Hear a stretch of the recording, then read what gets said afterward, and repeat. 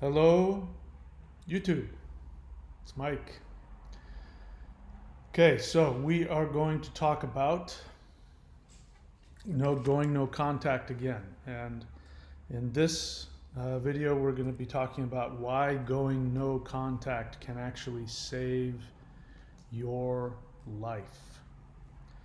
So if you're new to this channel is for people who are not suffering from borderline personality disorder or narcissistic personality disorder. This channel is for partners of cluster B personality disorder types who are in or have been in a romantic relationship with somebody who has toxic borderline or narcissistic personality disorder. So what do I mean by that? What I mean by that is that somebody who I term as toxic is somebody who has some kind of cluster B personality disorder, primarily borderline personality disorder, who is not in therapy, who and or is undiagnosed, and even if they are diagnosed and in therapy, they have not yet gotten to the place where they can manage their symptoms. Hence, they're toxic. If you are a borderline and you don't have that problem, then I'm not talking about you. Please stop sending me comments or messages telling me that I'm stigmatizing you or somehow harming you personally. I've never met you.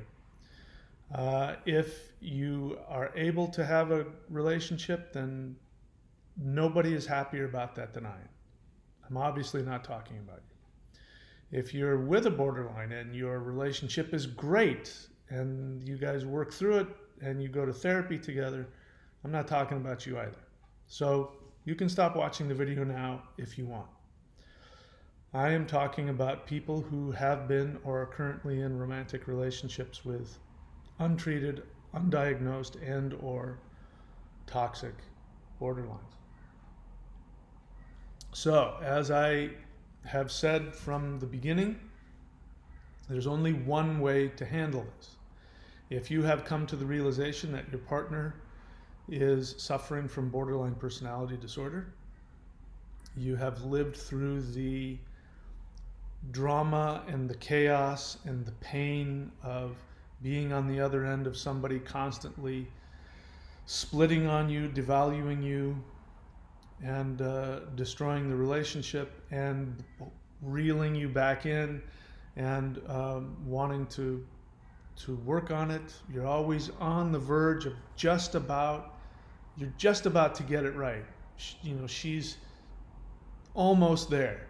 Last time you almost made it. It was just right in your grasp. You guys were finally going to understand each other. She was finally going to see that you loved her and that it was going to fix her. And then that one little thing went wrong.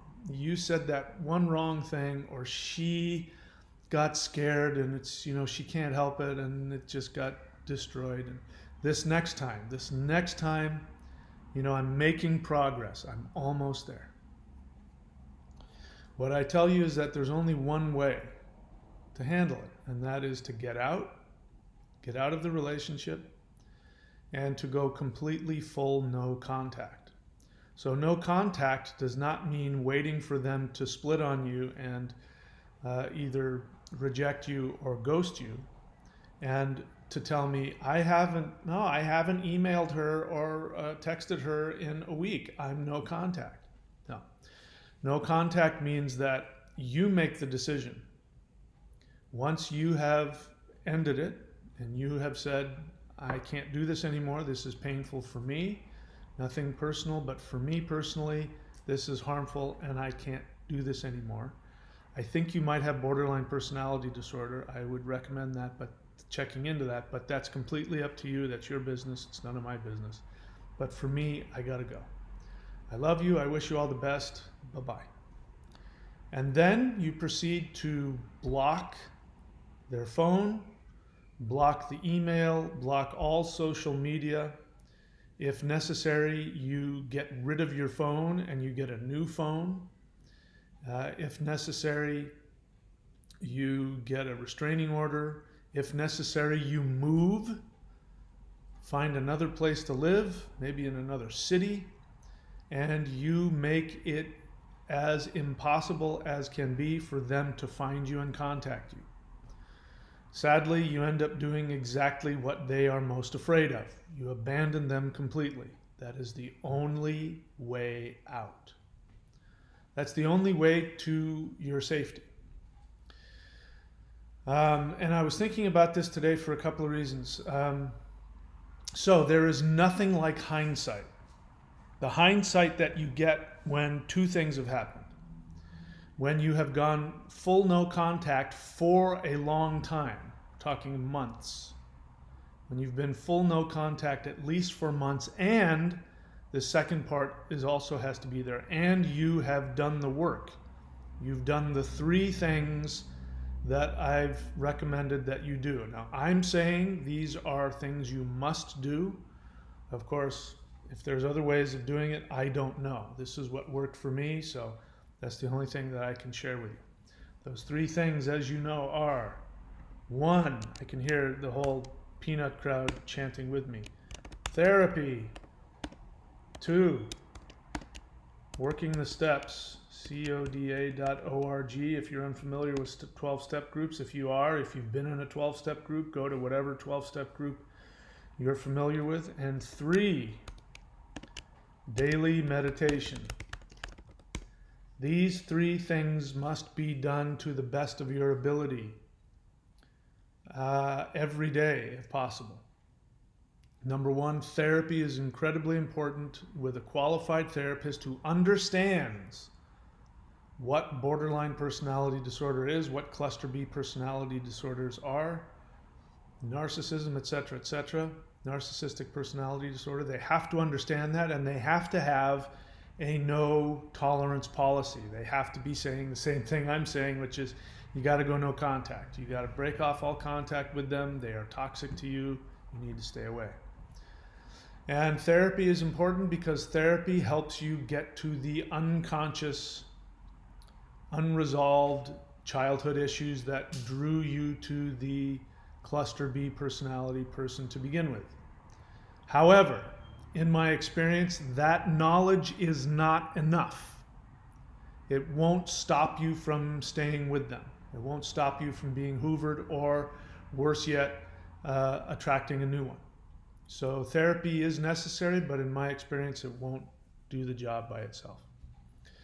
Coda.org, coda.org, is Codependence Anonymous. And that, like I said, I don't care which 12-step group you use. Gambling Anonymous, Sex Anonymous, Alcoholics Anonymous, Narcotics Anonymous. I mean, you know, if you've got other stuff going on, you find the 12-step group that works for you. Puppies Anonymous, I swear I don't care. Because working those 12 steps, if you are not a cluster B, working the 12 steps actually changes your brain chemistry. And that fourth step, especially when you look at your resentments, you got to find a sponsor who knows how to do the actual fourth step, which is looking at your resentments and understanding what your selfish, narcissistic drives were, what you were seeking from the borderline and why. And knowing that, working those 12 steps will shift things. If I had to pick one, which you don't have to, but if I had to pick one, I would pick working the 12 steps. You got to have a sponsor. You got to have somebody who's done the work. And it's you got to have a group that you can go to where you can share. You need to have a place where people will understand what you're talking about, will relate to you, and will mirror back to you what's really going on.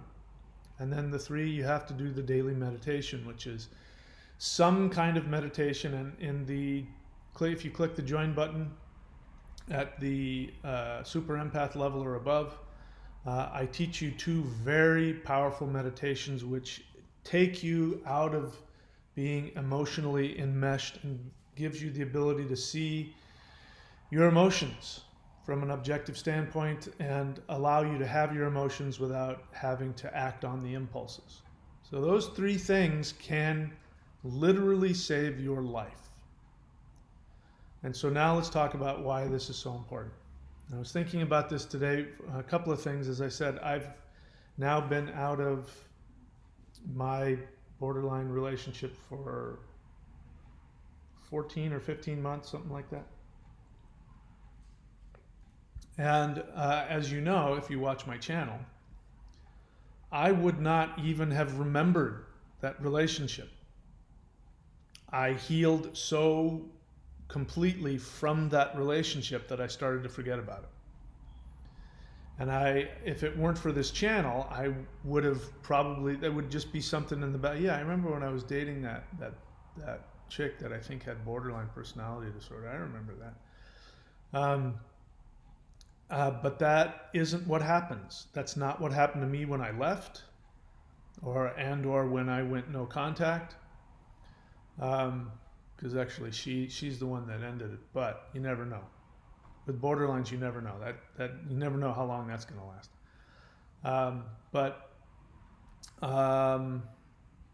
I was not okay. I was the worst I could ever have. I remember ever being. The feelings that I had and the inability to let go of any of it, and the complete devaluation that it wreaked upon me. I mean, it was the most painful, toxic, condensed experience of my life. I've had a lot of toxic, horrific experiences through my life.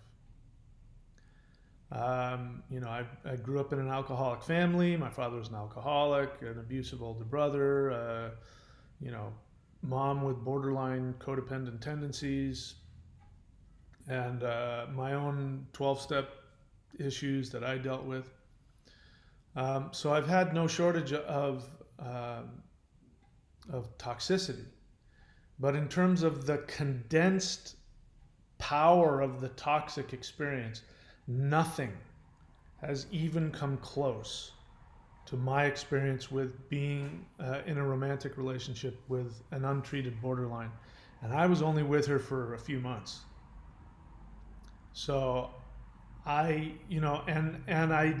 say that as a badge of honor, because if you think, you try doing it for 5 years or 10 years. Here's the thing that I've learned. The longer you stay with them, the less awareness. Your awareness peels away. And your understanding and your objectivity of them and yourself diminishes.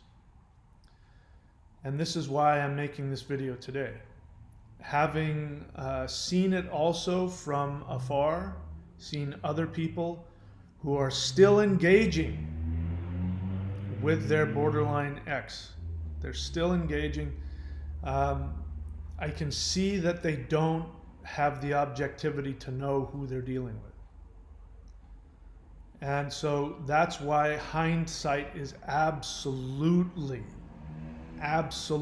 necessary. Until you have some distance that you've healed from the relationship, you have to have both. You have to have healed from the relationship, and then you have to have distance with time. Only then are you going to be able to look back and understand who you were with. Because even if you do all the things that I said, you go to therapy, you work the 12 steps, and you heal yourself from the relationship, and you do a daily meditation, and you stay in contact. Let's say you have kids together. So, I wish I had some way to help people with kids navigate. What I say, and bear in mind, I am a lay person, so you have to find out legally what's going on. I say, even if you're divorced and you have kids with a borderline, I say, go get a lawyer and talk to a therapist and say, what are my legal options of getting custody of those kids? So that you can go completely no contact and even keep your kids away. When they get 18, they want to go find their mom, fine. That's what I think should happen because, as I said, in my experience, no matter how put together you are, if you do not have that distance, you don't know who you're dealing with. You still don't understand what happened. You still can't comprehend it. And it can literally kill you. I mean that with all seriousness. So the other thing that got me thinking about it was, as I was thinking about this, the stress and the emotional turmoil and the toxicity of it can literally give you physical illness that could kill you. And I've seen that happen. And I remember when I was even early on, now bear in mind, I've had 40 years of 12-step work, almost 40 years. And so I know what it's like to be in a state of recovery. I know what it's like to be in a state of living a full, happy life. I know what that feels like. I know what it feels like to not have that. I didn't have that for, the first 20 years of my life. And then, I'm almost 60 now. So, the past 40 years of my life have been working my ass off, trying to heal myself of all this. And I have had long periods of health and happiness, self-awareness. And so some people haven't. There's many of you listening to me that haven't had that. That's not a judgment, it's just a fact. If you grew up in some kind of dysfunctional home and or you haven't had any real recovery or therapy, you're still in it. You may not realize it to what extent, but to you, being with a borderline is just a more intense experience of what you've already had your whole life. That is true with me to some degree, even with everything that I just said. But I knew what it was like to be happy and comfortable in my own skin. And so when I started feeling the toxic cognitive dissonance is a fancy way of saying that you are that you're experiencing PTSD. That the cognitive dissonance is the actual insanity that you are feeling about not being able to reconcile these two realities that are clashing within you. And the bouncing back and forth between the instincts that are telling you this is bad, I need to get out, and the other instincts that are telling you you have to make it work or you're going to die. That cognitive dissonance is toxic. Toxic means like poison. Poison kills you. And I remember when early on, after the first couple of splits that I went through, and the codependent obsession and inability to let go and all of that, the craziness, the literally not having 1 second alone in my brain. I remember battling with the reality that I haven't had 1 second where I haven't been thinking about her on some level. Where I haven't had, there hasn't been 1 moment where I haven't been feeling a really horrific, life-threatening anxiety. And that just won't go away. It just won't stop. And so the feeling, the obsession of wanting to know where she is, what she's doing, and is she going to call me? Are we going to get back together? What can I do to fix it? How can I?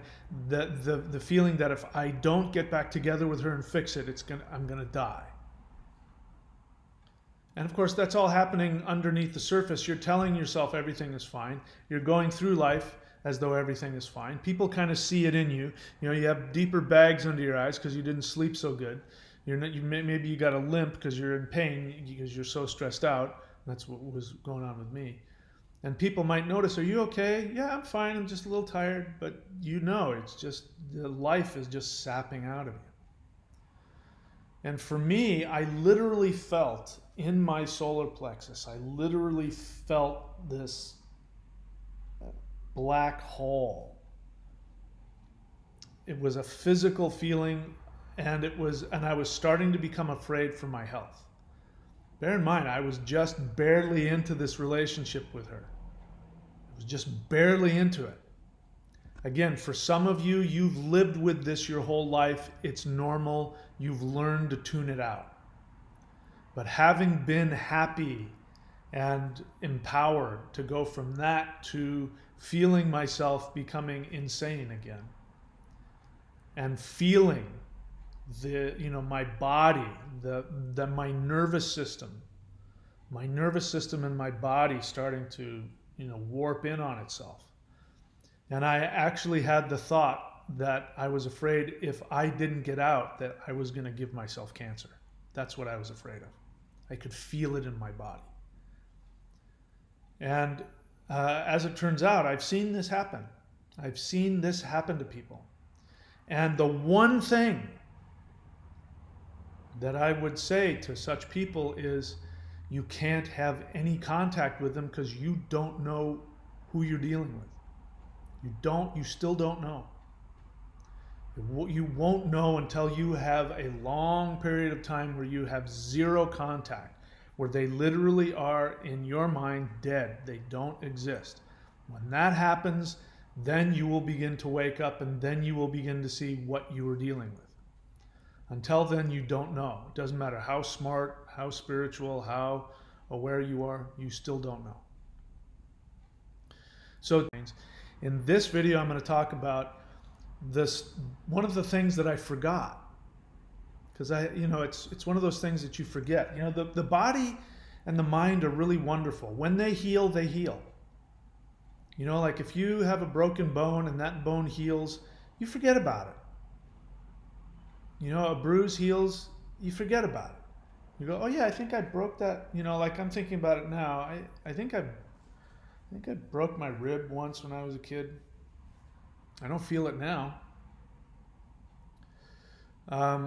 So if you're walking around with that black hole in your gut years later, I'm not judging you. It has to happen. If you don't flip your mental canoe over, because if you got a canoe and you're on the river and it flips over, guess what? Leaving it alone and watching it, it's not going to flip itself back. It's going to sink. When you've been with a borderline or a narcissist, your canoe flipped. If you got split on once and you went back for more, your canoe has flipped. It's not going to turn itself over again. Just because you're out of the relationship, your canoe is still flipped and it's filling with water and it's starting to sink. You have to flip that canoe over again. That can only happen through the three things that I tell you to do. Therapy, 12 steps, daily meditation. You don't do those three things, I can't guarantee you're going to flip your canoe back over again. So I'm getting distracted by the text over here, or the chat, so I'm going to cover that with my thing here. So I want to share some of the experiences I had.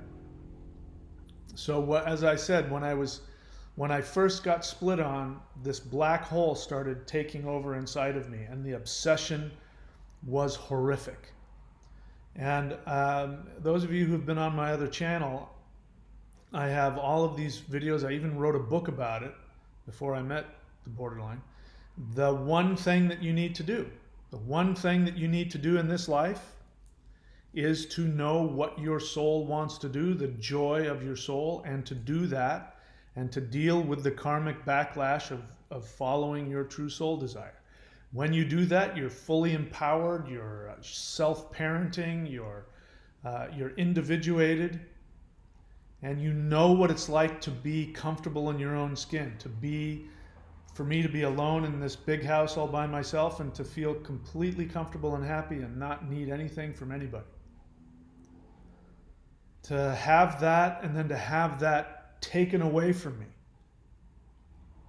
and replaced with a toxic feeling of insanity, of obsession,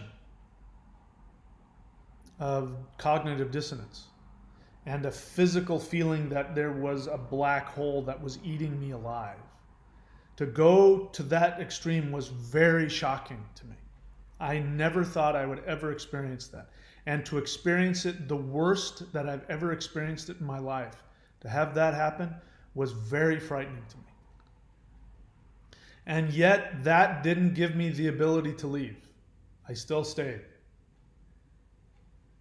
I still stayed and I still tried to make it work. But what ended up happening, and it happened almost from the beginning, in fact, before I met her, forgive me if I get a little spiritual on you, but before I even met her, my body started going through having a stress response. I started having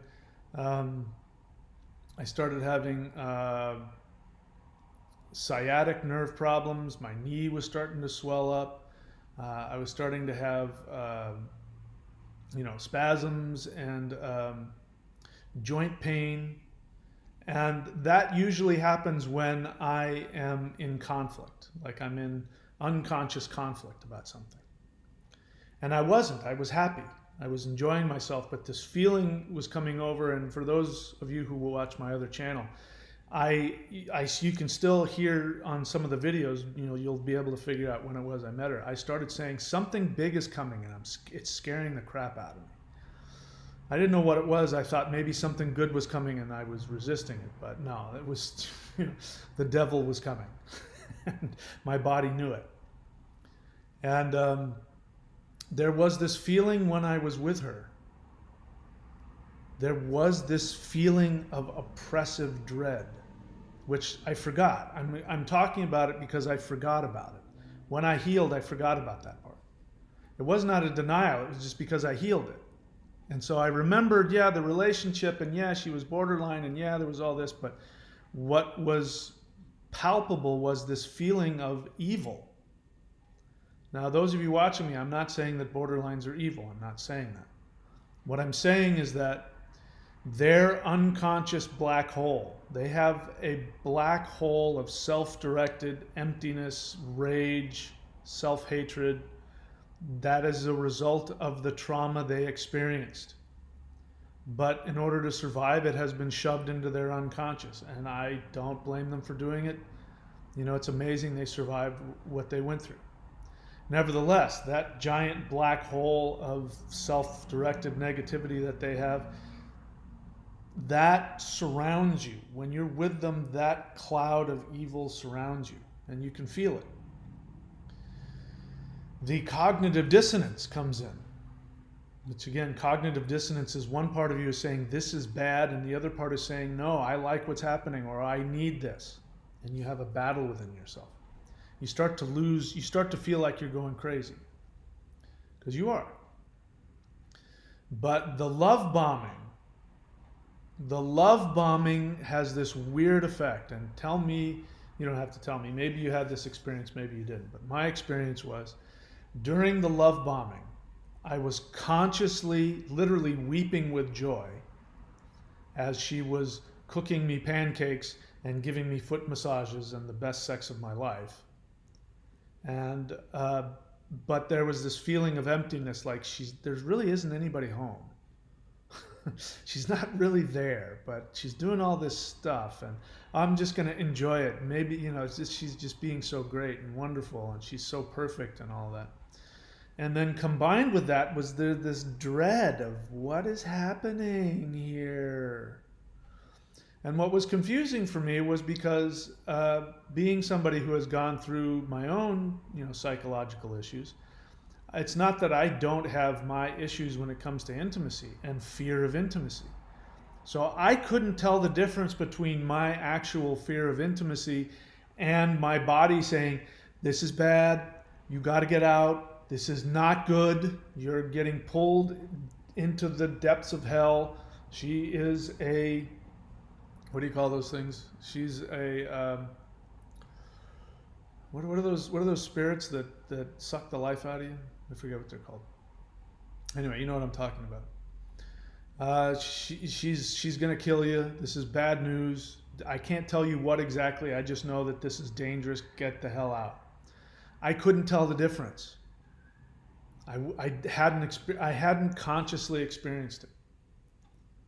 And there was literally times when I would go to visit her, and this one time in particular,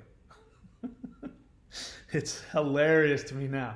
This one time in particular, I went and I did, for those of you who don't know me, I did a Qigong ritual, which was an empowering, cleansing ritual. But in order to do that, you're supposed to go in a clockwise fashion, right? And I completely, totally, for some reason, did the whole thing counterclockwise. And when I was done doing this Qigong ritual, and when I finished it counterclockwise, I kid you not, the skies darkened and this whirlwind appeared, and it started, lightning and hail, and all of the animals started making all these weird noises in the jungle, and it felt like the devil had appeared. It was the weirdest thing. But that's what it was like. It was, on the one hand, she's this beautiful, perfect person, and now I'm starting to find more and more about her that's a little chaotic and dramatic, but this feeling of I'm being pulled into the depths of hell. So to de-spiritualize all of it, what I can say was definitely happening was that her unconscious darkness, self-directed negativity, her pain, her trauma, her hate, self-hatred, her anger, her hostility, her unconscious aggression was coming out. Even though there was this beautiful smiling woman sitting across from me, I was la la la. So that's real. That feeling is real. There is a thing called, even in psychological circles, there's this thing called induced feelings. So an induced feeling, for example, in the positive is let's say you're with somebody and they are feeling really full of love for you. But let's say you're out somewhere in public and it's not really, the place for them to do or say anything, and you're sitting next to each other. And all of a sudden you start feeling really good, and you start to feel really happy, and maybe you get a little turned on, and you look over at your partner and they're just staring straight ahead. But what's happening is that on an unconscious level, those happy feelings are being induced in you. We do it all the time, but we do it in all kinds of negative ways as well. And the borderline, their mental illness does it. So to take the borderline, they're not consciously doing it, they're not planning it out. They're as much a victim of it as you are, because they have a mental illness. But they induce these feelings in you. And now with hindsight, I can think of two other very short-lived romantic experiences where I was with a borderline. Thankfully, I became aware something was up both times. First time that I'm remembering, and again, we're talking the difference, but there's a difference between somebody that has borderline tendencies. My mom had borderline tendencies, but she wasn't borderline. My ex-wife had borderline tendencies, but she was not borderline. There's a difference. There's drama, chaos, hurt, all of that, but it's on a whole different level when you're with somebody that actually has the mental illness of borderline personality disorder. Whole different level. So this woman, now in hindsight and looking back, we had a couple of interactions. The first one was, again, amazing. But looking in hindsight, I was being love bombed. And then I went home. So the weirdest thing was I went home, and then this dark, horrible feeling started overtaking me. And I couldn't sleep, and I was like, what is wrong with me? Why do I feel so horrible? What the hell? I want to die. I wanted to crawl inside something and just die. I couldn't, and it didn't make any sense, because I had just come from this really exciting, fun, sexy time with this younger woman who seemed to be really interested and into me, and it was a lot of fun. And then the next time I saw her, then she was, doing the push me, pull you and the devaluation. And then I found out that she had, in fact, been sexually molested by her father as a kid, and that her mother this and all that. So I didn't know anything about borderline personality disorder, but I went, that's why. This person has some very serious problems. This is a bad idea. She was already destroying the connection, so it wasn't all that hard for me to walk away. So I did. I walked away. I didn't know anything about no contact. I just went, yeah, this isn't going to work, and I walked away. And she contacted me a little while later, and I said something about, yeah, I'm just not available, or I'm leaving the country, which was true. And so that ended. And then after the borderline experience, I had a similar short interaction with, again, a younger woman. And same thing happened. First time we got together, fun, sexy time and love bombing. And, I really like this girl and she seems to like me. I wonder where this is going to go. And all the while, that feeling of, what is happening here? Something doesn't feel right. And then she left, and then the black, horrible feeling started coming over me. I went, I've felt this before. I think she's borderline. Sure enough, second time we met, guess what? Her mom was borderline. Fastest way to make a borderline is to have a kid being raised by a borderline. So I went, that explains it. I've felt that before. Now I know. So now I know. If I experience it and I know what that feeling is, I can tell the difference between fear of intimacy and borderline, unconscious toxicity that feels like the devil just came into the room. And when they leave, it's like the devil's staying. So all of these things that we see in horror stories, like, you can't, a vampire, won't come into your house unless you invite him in. You have to invite him in, otherwise he can't come in. That's what that's like. You invite somebody like this into your life, you connect with them, you're inviting that dark, evil presence, and again, for borderlines, I'm not saying it's an actual evil presence. We can put a question mark on that. It's actually the unconscious, self-directed hatred. And these things are very real. The feeling is very real. And I had forgotten about that. Again, I can look back in hindsight and talk about, she said this and this happened and the splitting and the devaluation and the idealization, but that whole thing, that's the worst part about it, and that will kill you. That horrible black feeling that is not you look the borderline in the face and it's not coming from them. They don't, this is why after the fact so many codependents will then come to the conclusion that they were planning it. They were doing it this whole time. That's actually healthy, even though it's inaccurate. It's healthy because it creates separation. And you have to have that separation. You have to have the awareness that there is no hope. There is no hope of ever getting the love that you want from this person. It's never going to happen. You have to have that in order to then separate. But then after you go through the period of, yes, they're evil geniuses and they're doing it to you. Once you get past that and you heal the pain, which means you become conscious of why you were in it to begin with. You become conscious of your codependence. You become conscious of your codependent narcissism that insists that you keep going back to try and fix it. Once you become aware of that, then you're going to be able to look back with actual hindsight. But if you're still in it, in other words, if it's been years or months and you're still thinking about them, you're still either missing them and or full of rage or wanting them to understand or acknowledge what they've done, it means you're still in it. It means you're still attached. You're not healed. You don't know who you're dealing with. Because let me remind you what is most important to know.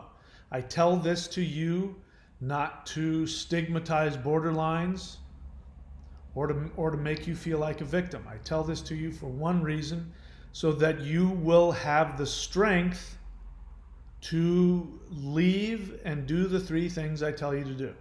It's the only reason I'm telling you this. But they have a mental illness. They're not just damaged.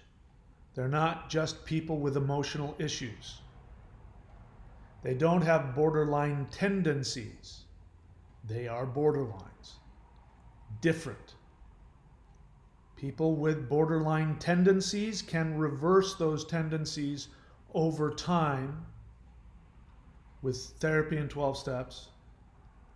Because if you're a codependent, you were with them, you have borderline tendencies. Guaranteed. Sorry, but you do. So you can heal those things. You can walk those things back, and you can fill in the gaps that you didn't get as a kid. The borderline will never heal.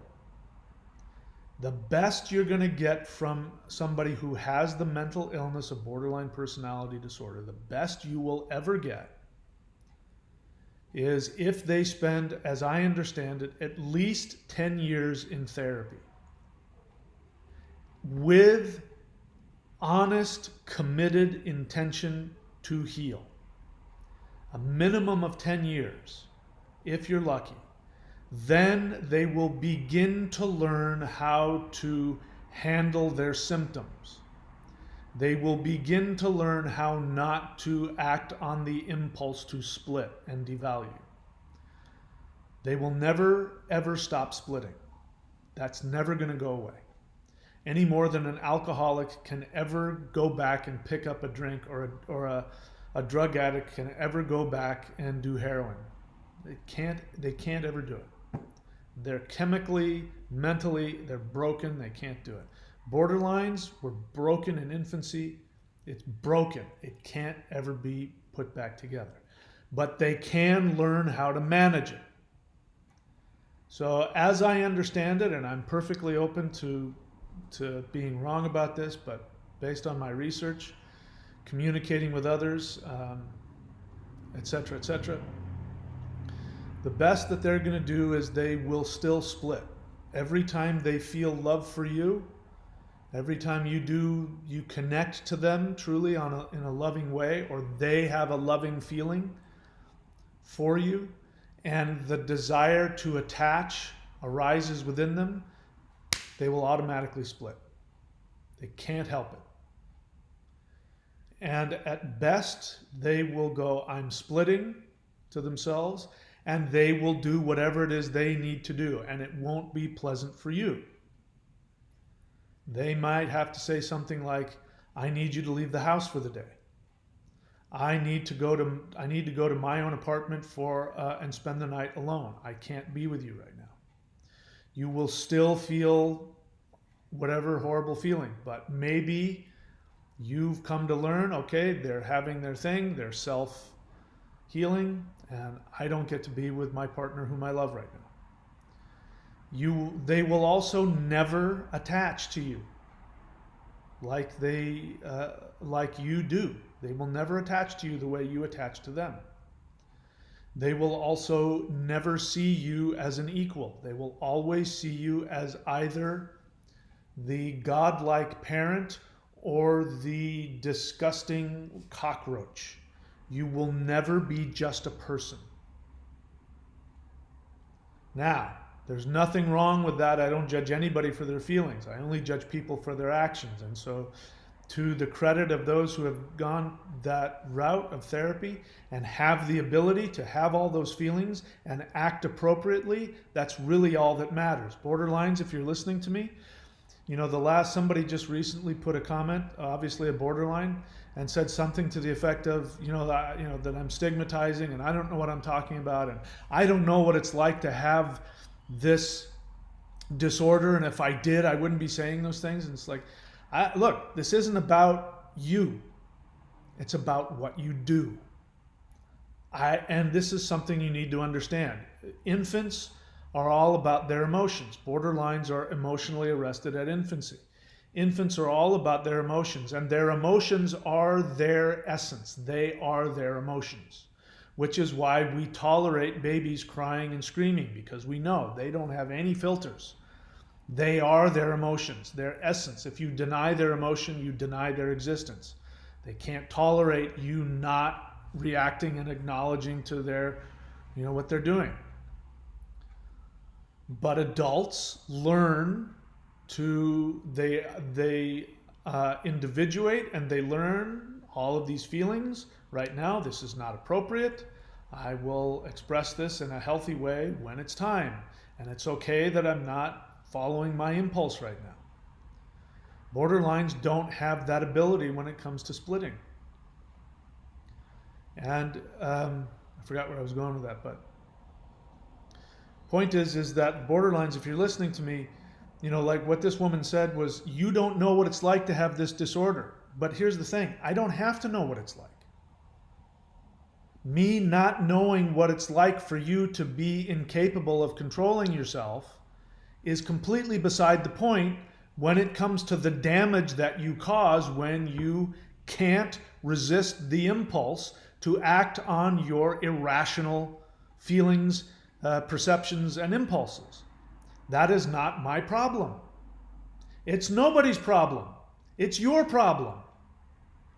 Now, I feel for you, and if you were capable of telling me in a conscious way, I'm having a lot of feelings right now and I'm really scared and I want to say mean things to you and I want to run away, can you help me? I would say, come here, I'll give you a hug. And even while I was hugging you, if you said, oh my God, you hugging me right now makes me want to slice you into pieces, I would still keep hugging you and I would say, I totally understand, because you wouldn't be taking it out on me. So how you deal with it is what this whole thing is about. The whole problem isn't that you have incredibly intolerable feelings. The problem is that you can't behave appropriately when you're having them. That's not your fault either. You have a mental illness. There's something broken in you. You were damaged. That's not your fault. But to expect the rest of the world to bow down to your infantile inability to deal with your massive emotions is where the problem lies. And this is where therapy comes in. Therapy will give you the tools to be able to have the explosive feelings that go on inside of you, whether they're explosively needy or explosively aggressive, and give you the ability to act accordingly. Here's the other thing. We don't care if you're lying to us. It's called acting as if. You learn this in 12-step groups all the time. People with really destructive 12-step issues like alcoholism and drug addiction and other things like that, they learn to do things like act as if. They want to go in and they want to explode and do whatever they do, and they learn how to, their sponsor says, no, when that happens, you say thank you, yes please, and it's very nice to meet you, and you say things you absolutely don't mean. You lie to them. And the strange thing is that when you own all of your feelings without judgment, you know that you want to actually slap the mustache off that guy's face just because he happens to have red hair or whatever the hell it is that's pissing you off about him. If you acknowledge that within yourself and you go, yep, I really feel that, I don't judge myself for it, but that's not appropriate. Hey man, you look really good today. It's nice to see you. Those people won't care what your internal feelings are. They will say to you, wow, I really like being around you. You're so nice. And there's a difference between lying to somebody because you're manipulating them. So if you're sitting there saying, well, I'm not going to be inauthentic, that's not what inauthentic is. Inauthentic is when you lie to somebody because you're manipulating them because you want to steal something from them or you want to, whatever it is you want to do. But when you're just owning your feelings and you know that you want to slap the mustache off that red-haired guy's face, and you don't, and you say something kind to him instead, and he decides that he likes you because you're a nice person, and he'll even say things like, and I can really feel the love in you, and you're like, I don't have a fucking ounce of love for you in my body. It doesn't matter. If you can do that consistently, if you can consistently resist the impulse to have everybody feel your authentic feelings right now, and I hate you and I can never see you again because I had a bad dream and I can never trust you again. So as long as you can resist that and say the opposite and just get yourself through it and go, I know my feelings are going to change in an hour, so I'm just going to get through it.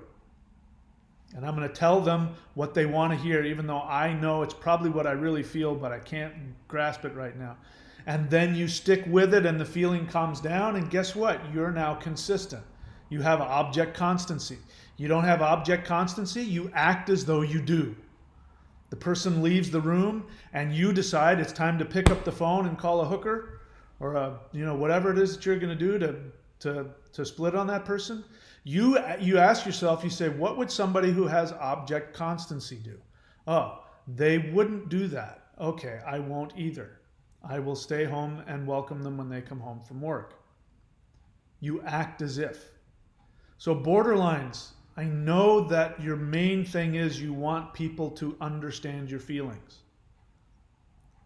And I know you think that we don't love you because we react to you and we're not willing to say, I know that's just who you are. I know you're going to slice my guts out and then tomorrow you're going to hoover me back in. The fact that we don't have the ability to do that is not our fault. That's not our problem. That is your problem. And if you can find a way to express your feelings without acting on them, you will find that people will love you. They won't care. If you can tolerate the feeling of knowing that you feel unworthy of love, and so you're going to lash out to push that person away because you don't feel worthy of the love that they're giving you, if you can tolerate that and not act on it, you can tell us about those feelings and we won't care. We only care about how you treat us. And then we will care for you. We will love you no matter what's going on with you. But this is the thing. This is what borderline personality disorder is. The mental illness prevents them from doing that. So the point being, for those of you who are in a relationship with one, here's the main thing. Here's where I'm trying to get at. Here's the bottom line. The one thing that going no contact will give you, no contact and healing the wound of the relationship. You have to do both. If you heal the wound, and you have to do them at the same time, obviously. You go no contact. People say, but it's hard. Yeah, I know it's hard. But I don't want to leave them. I know you don't. You act as if. You go no contact even though inside you're still attached. Then you do the work. You go to therapy, you work the 12 steps, you do your daily meditations, and I guarantee you, I don't know how long it'll take, but I guarantee you that relationship will heal. It will take time. If you stay no contact during that time, then what will end up happening is that you will lose hope of the relationship ever going anywhere. And that's the killer. That's what kills you. The hope. The hope that something will change. The hope that either you'll be able to change them or they'll change themselves or you'll be able to tolerate the pain. The hope. And it can get even more subtle, which is there's also the hope that, you could be friends with them. You can be friends with them and know that, okay, romantically it can never work, but I still really care about them and I really hope that they heal. And if you don't understand the concept that they can never heal from this, if you don't understand the concept that they can never reverse their mental illness, it could devastatingly destroy you, even if you're not romantic with them. And, what I've seen is that it's impossible, if you've been in love with one and you've had a romantic relationship, it's impossible to then pedal back. Even if you've healed from the relationship, it's impossible to pedal back and then be friends with them without wanting them to heal. So in my humble opinion, which I'm perfectly willing to change. In my humble opinion, the only way that a relationship with a borderline can ever work is if you meet them after they've been in therapy for a minimum of 12 years, 10 years, where they have chosen to heal and they understand what they have and what they're dealing with, and they've learned to deal with their symptoms. If you meet them after that and they educate you and they say, listen, I just have to let you know, I have borderline personality disorder. I am incapable of loving you the way you want me to love you. I am incapable of attaching to you the way you want me to. I will always vacillate between worshiping you and wanting to destroy you. I may act out in very destructive ways. I may send you texts in the middle of the night. I may call up and break up with you for no reason. I have no way of guaranteeing that I won't severely harm you.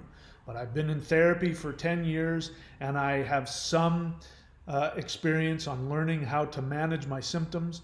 There may come days where I have to tell you to leave the house, or I might stab you in the face, and I will kick you out of your house so that I can heal. If you're willing to do that, then we can investigate going and having a relationship. I may have to tell you one night, listen, I'm really worshiping you and thinking that you're a god, which means that I have to go home by myself and talk to my therapist so that I don't idealize you. And you're like, what? I want that. And you're going to have to say, no, that's right. You can't do that. That's the only way.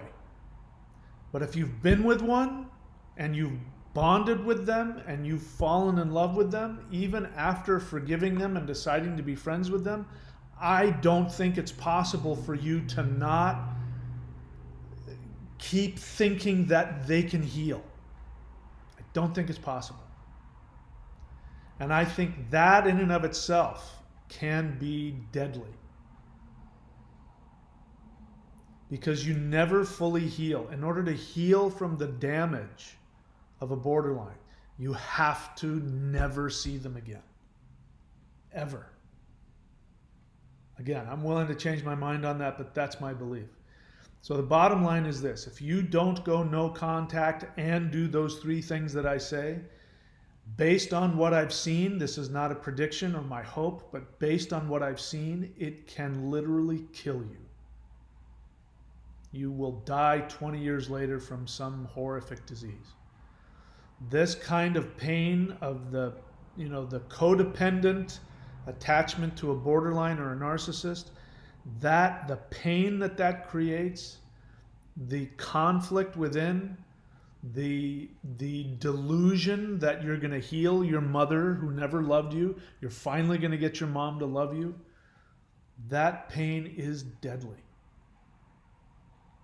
So, I recommend that you do what I did. Go completely no contact, which means you block them, phone, internet, Facebook, Twitter. You get a new phone if you have to. You get a new address. You move.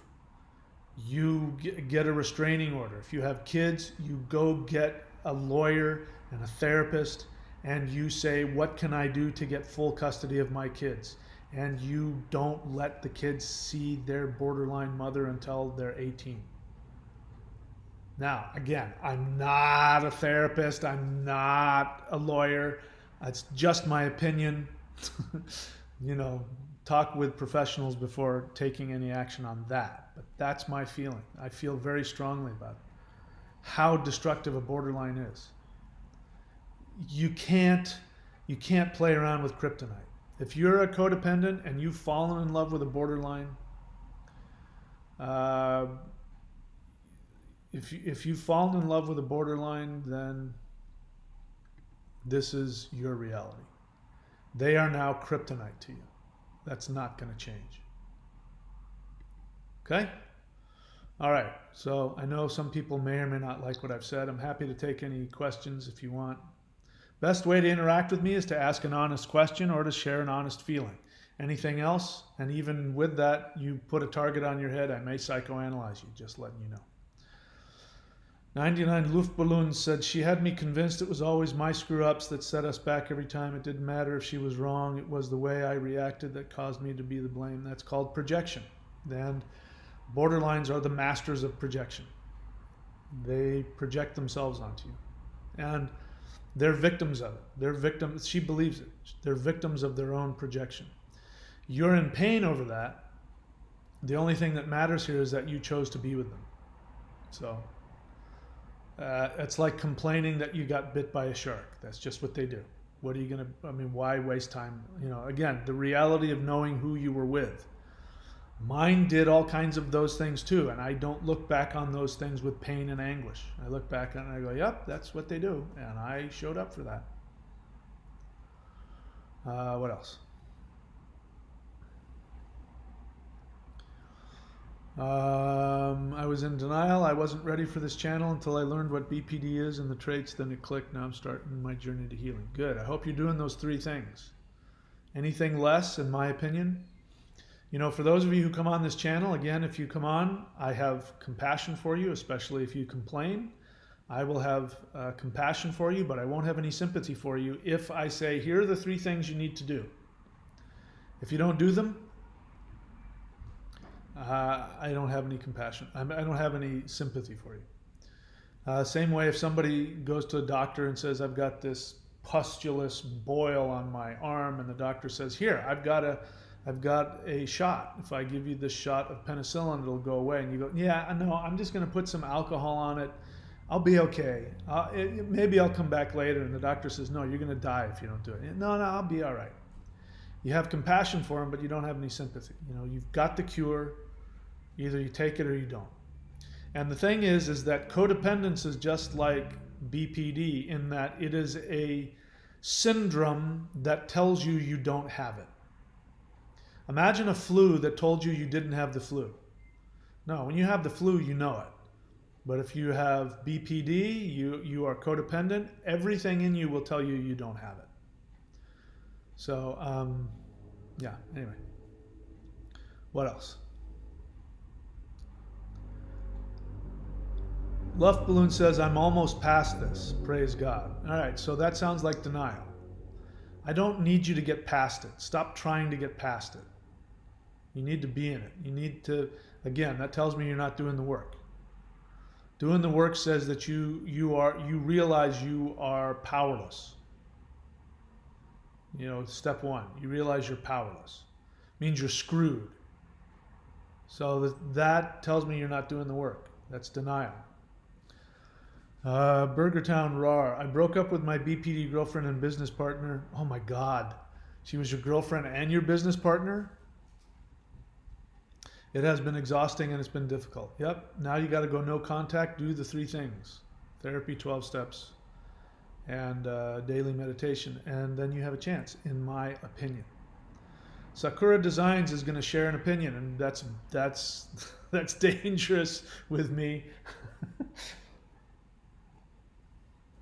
I always feel that even people who are not codependent can fell victim to a narcissist or the BPD.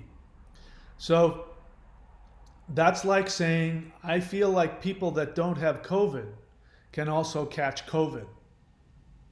Yeah, once you get exposed to it, you're going to become a codependent. Just, you know, in fact, people who aren't codependent are not attracted to borderlines, and borderlines are not attracted to people who don't have, at the very least, codependent tendencies. They can smell it. They are not attracted to people who are self-empowered. So it means there was something up with you. So there are no shortage of people who are functional, who feel happy, and like me. You know, I had a sense, you know, a level of healing in my life, but I still have codependent tendencies. Those are never going to go away. And, you know, I'm always going to be, there's always going to be a threat of a borderline sniffing me out. as was happened with me, my fiance passed away and all my codependent needs came to the surface and I was prime target. I probably wouldn't have been a prime target before. Perhaps I would have, I don't know. So that's an understandable feeling that just you're a normal person but you get pulled in by the borderline. It doesn't matter. There was something within you that attracted them. There are no victims. Healthy people drive borderlines away and vice versa. So he says, if we have to go to CODA and pay for therapy, isn't that just more of the self-victim blaming? What kind of horseshit is that? You got a boil on your shoulder, pustuling, and you're going to the doctor. Well, doesn't going to the doctor, isn't that victim blaming? It's not victim blaming. Seriously. Look, I get it. You want to know what that is? That's your resistance. Here's the thing.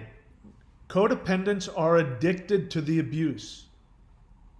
You don't know that, but that's what's going on. You are a drug addict saying, that's okay, I'm not going to go to that Narcotics Anonymous because doesn't that create more addiction because you're powerless over drugs? I'm not powerless over this.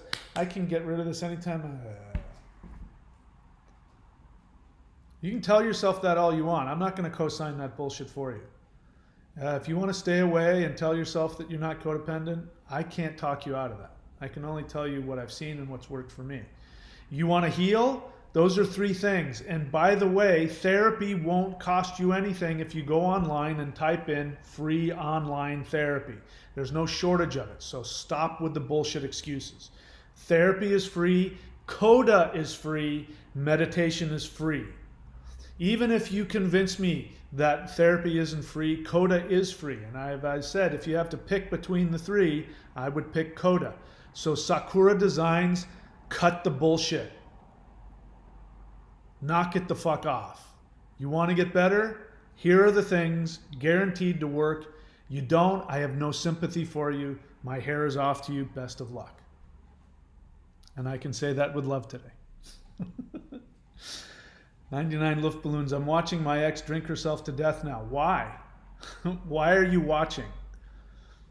Now she's also abusing ADHD pills, heart and liver damage. Now very sad to see, but glad I'm not with her anymore. She's toxic, liar, manipulator, splitting. She's also sick. So I can tell you haven't done the work because you're still blaming her for having a mental illness that she has no control over. You have no fucking clue what's going on inside of her. What does it tell you about somebody who's drinking themselves to death, taking prescription medication, damaging their liver? That is not something to gloat over. Calling her toxic, liar, manipulator, splitting is your narcissistic pain. You haven't owned up to your selfishness in being with her to begin with. Maybe you don't even understand what I'm saying. That's okay. But when you tell me that, I think to myself, because I have healed that relationship in me, I think to myself, how sad. Of course she's doing that. You have any idea what it's like to live with that? If you're pointing fingers at her, it means you don't understand. If you're still with her, it means you don't understand. If you're placed with her where you are not with her and you don't have those feelings, then you're healed. Having said that, it's okay to feel that way. It just means that you need to do some work. Work that fourth step. What else? She blamed me for everything. Okay, yeah, I got it. Here's the thing. We all know that. When we're in it, we think that our pain is unique. What happens a lot on my channel is that people, which is, by the way, why I created this website here, which I may take down soon because I'm getting really busy in my other stuff. But the reason why I did that is because people would say, hey man, I wish you lived around me. We could get together and have a beer, and what that is that that's somebody who isn't in some kind of recovery or in some kind of group situation like a 12-step group where they realize they're not unique. And this feeling of, oh my God, I found somebody who's just like me and feels just like I do. Let me just dump all of my feelings. That feeling that you have when you listen to me is good. But it means that you need to be in a group of people, you need to be in therapy so you can realize you're not unique. Because there's nothing you're going to say that we didn't all go through. You think it's unique. You hear my story. Here's another one. People hear my story and they go, oh my God, that's exactly what happened to me. You and I are exactly alike. We need to get together. It's, no, I'm not unique. There's a billion other people that had the exact same experience as you. But being codependent with a borderline, you have been isolated. Part of the illness of codependence and the illness of borderline is to isolate you and to make you feel unique. I remember not telling my therapist the stuff that was going on with my borderline because I was thinking, it's complicated, it's unique, he won't understand. It's not complicated, it's not unique, but that's the denial. So when you're going through the healing, you think that nobody understands. Everything I'm saying, I could cut and paste. This is why it's good to be in a group. You realize you're not unique. So you're not unique. I know she did this and she did that. I know she did. So did mine. And I got, you're out in the middle of the shark tank and you got bit by a shark. Yeah, so did everybody else that went swimming in that shark tank. All right, what else? Justin Kuhn, my ex treated me like a dog, but I let her. Now I'm moving. God, what a relief. Good for you. Can't believe I was so blind. I can. I accept. I don't judge myself. My mom had borderline tendencies. My mom trained me, so I don't judge myself for it. I don't judge you for that either, and I totally believe it. Okay, what else? Succubus. Yeah, that's what I was trying to think of. That's what it's like. Being with them is like being with a succubus, depending on how unconsciously rageful they are. All right, what else? Question, Blue Highway question. I ran into a big problem with Coda. Did you really? I have a problem believing that. And I'm wondering if you have any suggestions about this. First, meeting was great. Then in the second meeting, I experienced something like a PTSD episode because there was a borderline. In Coda, well, yeah, because borderlines are also codependent, so that doesn't surprise me. First meeting was great. Then in the second meeting, I experienced something like a PTSD episode because there was a borderline. She gave the most draining, intense borderline monologue. I felt really awful, and of course, couldn't talk and couldn't wait to leave. So here's the thing. There is the program of Coda, and then there is the fellowship. And one of the first things people always want to say is, yeah, I went to those meetings and the people share and they're just so victim and it's such a downer. And then I say, did you work the steps yet? And they go, no, I haven't worked the steps because the meetings are there so that you identify, you share about yourself.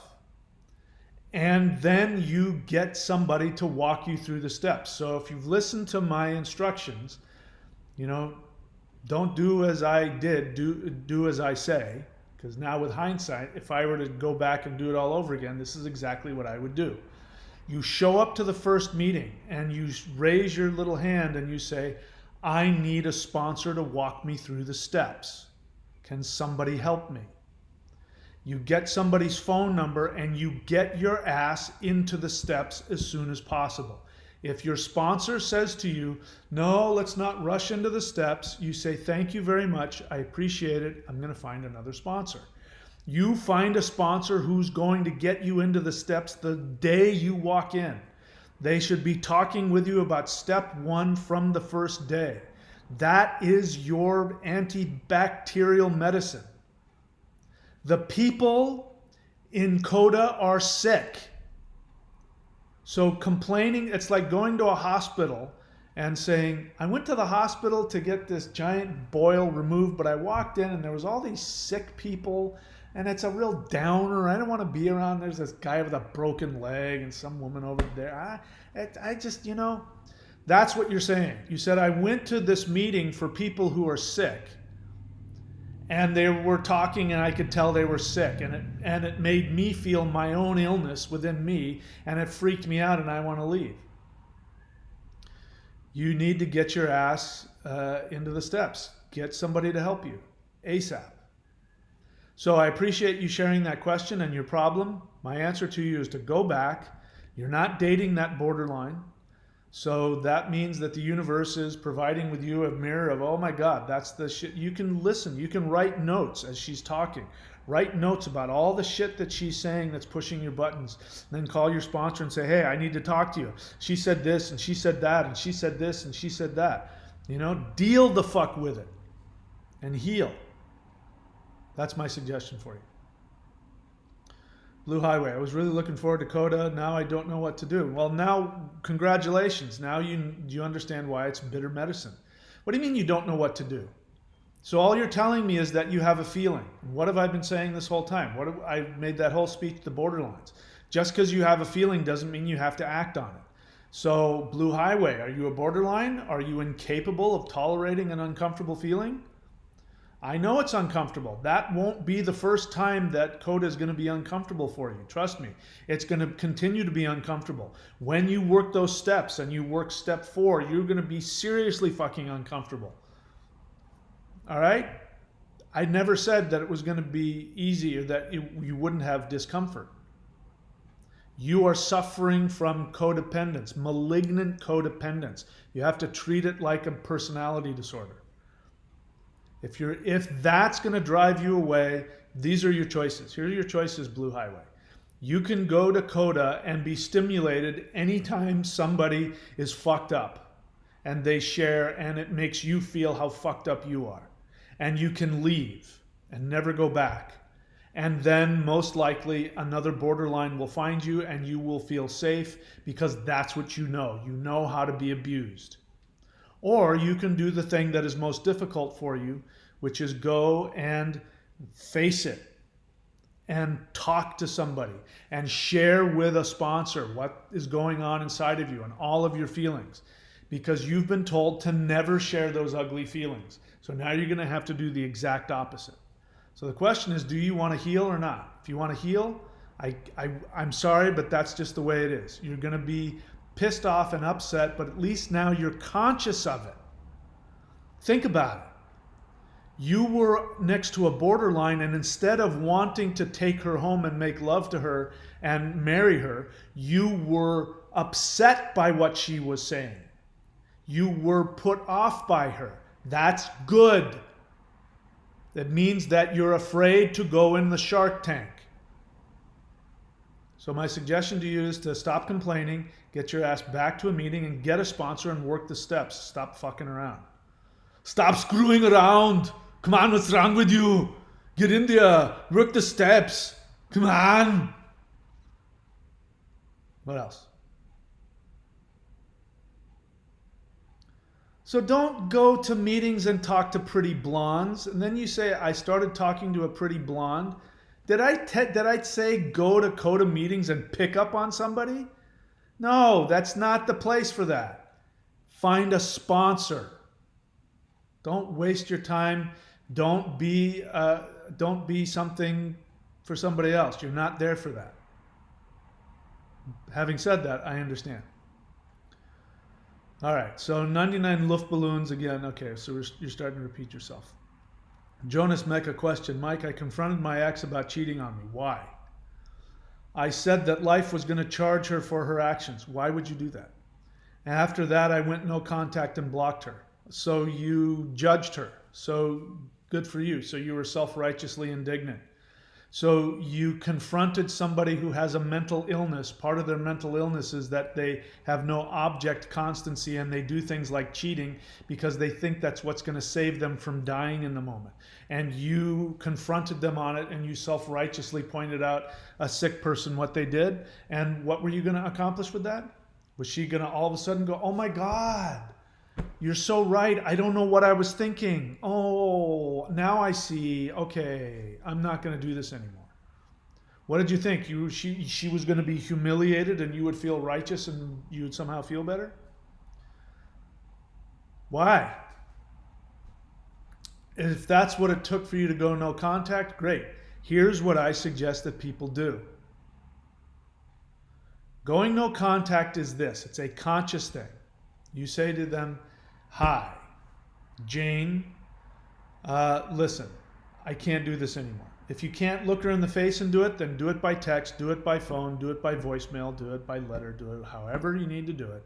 Hire a courier to go and tell her. I know you wouldn't normally do that, but this is about saving your life. You say, I love you. This isn't anything personal, but this relationship is damaging to me and I have to leave. And I think you might have borderline personality disorder. That's your business, not mine. Having said that, this is the last communication I will have. I'm sorry if this hurts your feeling. This is what I have to do. I hope you understand. And that's it. End of story. He says, now I'm afraid she's really pissed about it. Well, of course she's pissed about it. Who wouldn't be pissed? Wouldn't you be pissed if you were doing something behind somebody's back because you couldn't help yourself and you're already full of self-hatred and somebody confronts you on it and tries to make you feel shitty about it? Wouldn't you be pissed? I'd be pissed. I'm afraid she's really pissed about it and is defaming me. Well, that's what they do. We work in the same area. And so you work in the same area and you thought it would be a good idea to confront her about cheating on you? And we have some people in common in our lives. What can I do to not affect my work connections? Quit. You don't want her in your work scenario? Find another job. Nobody put a gun to your head and said, you have to go and work with a borderline and have a relationship and have the relationship blow up on you and then you have to stay. Nobody told you you had to do that. You did this to yourself. You shit in your own bed and now you're telling me it stinks. I'm sorry about that. You're going to have to throw the bed away. It's ruined. Quit your job. The universe will take care of you. Justin Kuhn, CODA is group therapy. It's not group therapy. Group therapy is different. Group therapy is when you have a group of people who actually confront you on your bullshit. Group therapy is when you respond. In CODA, you're not allowed to respond. You're not allowed to have any crosstalk. So somebody says, I blah, blah, blah, blah. It's not, you don't have the right to then say, you know, what you said I think is wrong and it bothered me this way. You're not supposed to do that. You're only supposed to talk to yourself. Having said that, I agree with get up off your butt and use it. But, you know, if you want to get group therapy, listen, the truth is group therapy is probably the single best kind of therapy there is. Because it's, you know, you go to with a therapist and there's all this projection and transference and I, me, I. But when you're in a group, people will say, you know, you sound really angry or what you said really pushes my buttons. And you learn to either let people have their feelings about you or you learn, you know, if 5 or 6 of the same people in group are saying, no, I think you're really angry about this. You know, it's one of the best ways to take a look at yourself. Having said that, CODA is not group therapy. It's similar, but it's something different. Amy now says, my own arrogance had me believing I could help him, etc., etc. Freedom is in the humbling realization that this illness is far beyond my capacity to help. Yep, I agree. Craig Hoffa, based on what I've read, it's rare for a borderline to heal. It's impossible for them to heal. They can potentially, if I understand it right, as I said, learn to manage their symptoms, but they're never going to stop splitting. It's never going to happen. Amy asked me about my other channel. You know what? We're not talking about that here. You can go to my other channel and talk about that with me there if you want. What else? 99 Luftballons. You've been in therapy, so you're making my point for me. Therapy itself isn't going to fix the problem. Therapy itself, by itself, is very good at pointing out potentially unconscious issues, but it will not pry you out of them. So let me tell you again, you can choose to accept or reject my experience and my suggestion. My experience is that you need all three. You need therapy, you need the 12 steps, and you need daily meditation. If I had to pick one, I would pick 12 steps. There's tons of people out there with no shortage of therapy who are still in fucked up situations. I see it in therapy all the time. I'm in group therapy, and there's a difference between people who work the steps and people who don't. People who don't work the steps, it takes them literally 10 to 15 times longer. We're talking years. It takes decades longer for them to make the same level of recovery than people who work the steps and go to therapy. That's my experience. Take it or leave it.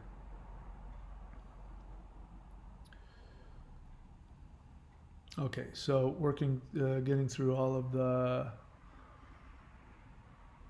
All right, so complaining about the borderlines. Yep, I understand. Lots of comments. My BPD ex said she's been very loyal to me and isn't seeing anybody else. And I have a gut feeling that she's been talking to guys behind my back while we were dating.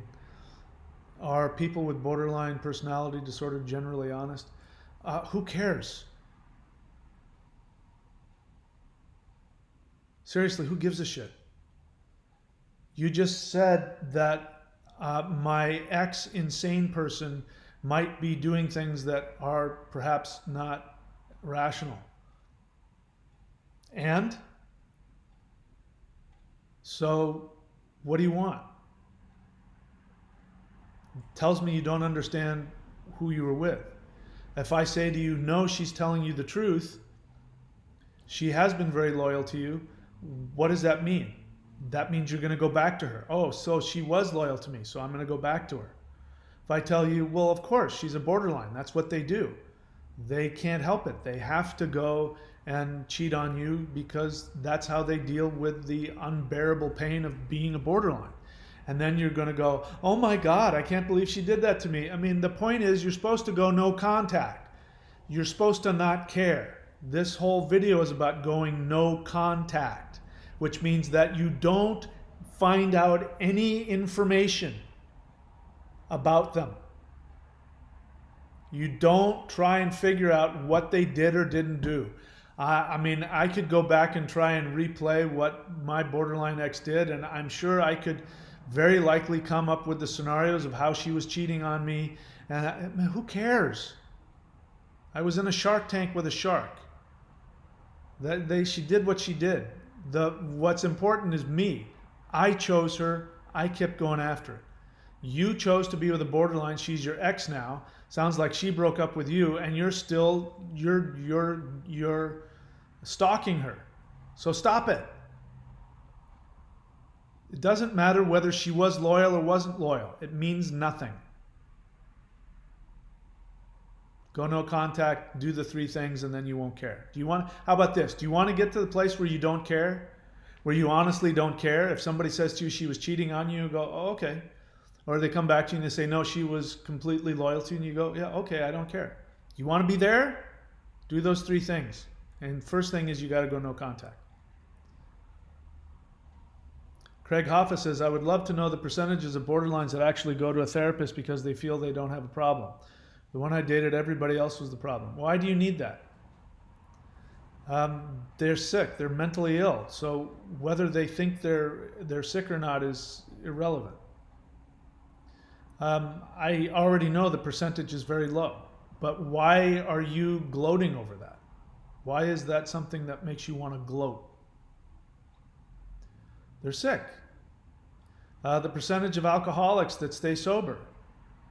The percentage of drug addicts that go to 12-step groups and stay sober. So what? That's what happens. Sick people die from their illness. It's bad. What else? Okay, where else? Okay, there's a lot of shit in here. What else?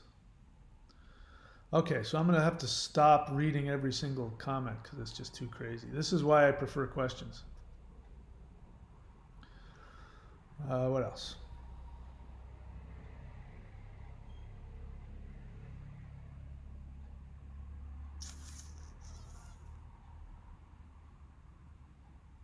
Yeah, Craig Hoffa, man, you're really full of a lot of self-righteous rage.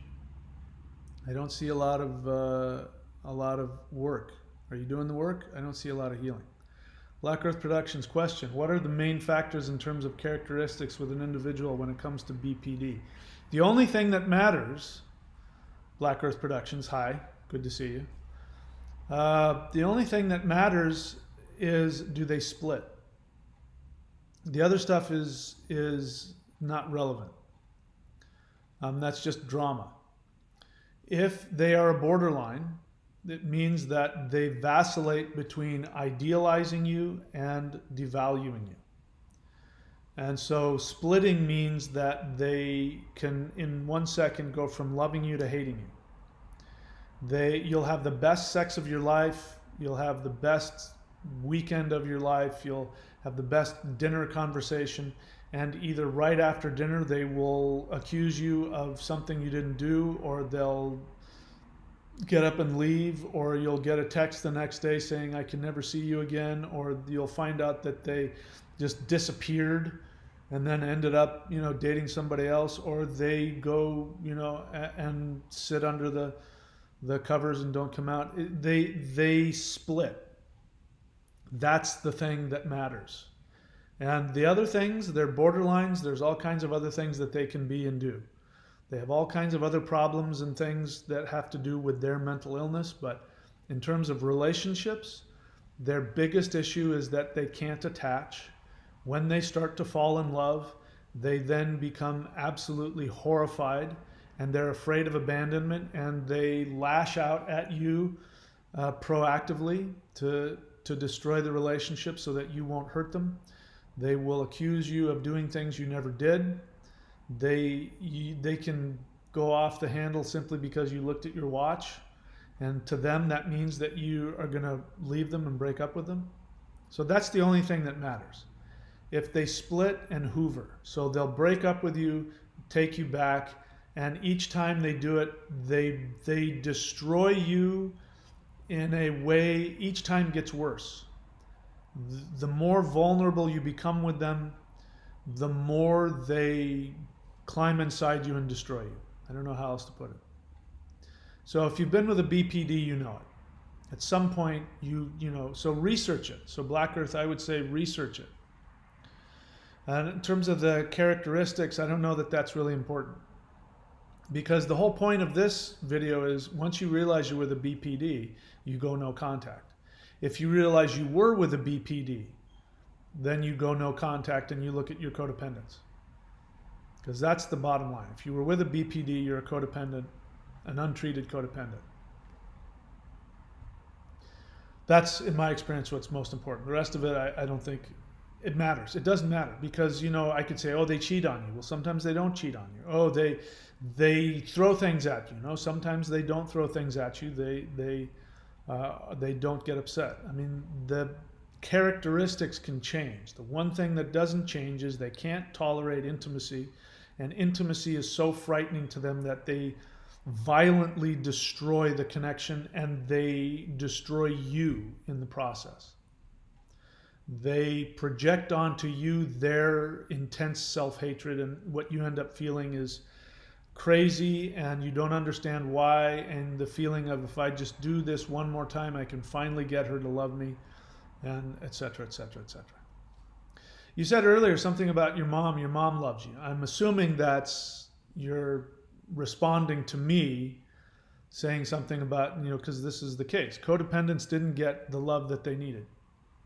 They didn't get the objective love. So, I don't know your mom. Maybe your mom loved you. Maybe it was your dad. I don't know.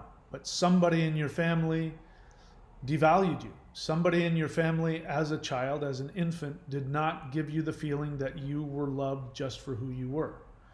But there's no shortage of loving mothers who are overprotective, smothering, and that is another form of codependence. And there's all kinds of unconscious messages in that.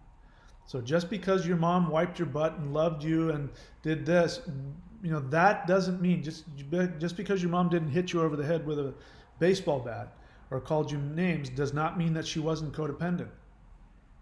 I mean, this stuff doesn't come out of nowhere. So Black Earth Productions, you're my friend, but I'm going to tell you the truth. If you have been codependent and been in codependent relationships, something didn't line up somewhere. Somewhere as a kid. Like, look, my mom was really loving. She was also smothering. She smothered me. And the message was very clear later on, which is if I left my mother, if I didn't stay connected to her, if I didn't live in the same house with her, then I was killing her. And the bottom line of that is that she was not supportive of my independence. So I don't know. Maybe your mom did love you. I don't know. My mom loved me too, but she still was codependent. So I don't know what went on in your household, but I don't know of any relationships, to be honest. I don't know enough about you to know why you're here. I know a little bit about you. But if, just without knowing anything about you, if you were with a borderline and it's toxic and it's causing you all these problems, if you have a history of codependent relationships, something wasn't right at home. And it doesn't necessarily mean that you got locked in a closet and beat. It means that there was some transactional, energetic relationship where your worth was in what you did for others. Maybe loving your mom, making your mom feel loved became what was most important to you as a kid, which meant you weren't valuable. What you did for your mom was. Maybe it was your dad, keeping your dad from beating mom. I don't know. Somewhere you were given the message that you aren't enough, just in and of yourself. That's what causes it. So, the fact that you needed to defend your mom, that tells me something. I don't know what. I'm just telling you from my years of doing this. I mean, you're a counselor too, So sit with that and think about that. But what I'm saying is, if you've been with a borderline, I only know one way to heal. Those are the three things: therapy, 12 steps, daily meditation. One of those three may not be enough. If I had to pick one, it would be 12 steps. Since you're asking. Lolita Neon, I wrote it. What are the three things? I wrote it. Want me to do it again? 1, therapy. 2, CODA.org. Work the 12 steps. Don't just go to a meeting and then complain about how crazy the meeting is. Actually get a sponsor and work the 12 steps. 3, maybe I should write 12 steps instead of CODA. Daily meditation. And let me be clear, those three things do one thing. They heal you from the relationship. They heal you from the toxic, corrosive, obsessive pain of the relationship even after it's over. That's the whole point of those three things. And if you do those three things, you're much less likely to get into another relationship later. Justin Kuhn, any resources for meditation? Click the join button at the super empath level or above. I teach you 2 meditations that will give you the ability to distance yourself from your feelings, and you'll be able to have your emotions without acting on them. Now, Craig Hoffa is going to tell me something. Well, I can tell you what one is. I love you. He's talking to, so you're talking to Black Earth Productions. Yeah, that's what splitting is. I love you, I hate you. What else?